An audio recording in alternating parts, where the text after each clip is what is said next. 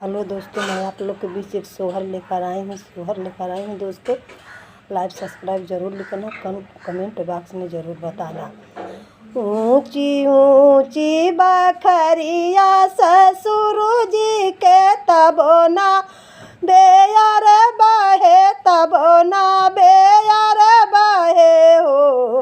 राजा धीरे धीरे बेनिया डोलवता, गरम मोहे लागेला हो।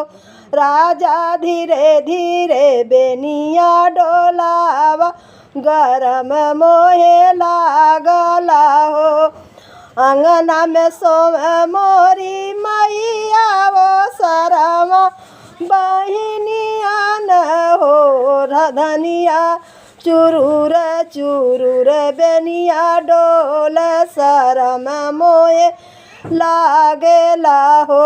रनिया चुरूर चुरूर बेनिया डोले, शरम मोहे लागेला हो।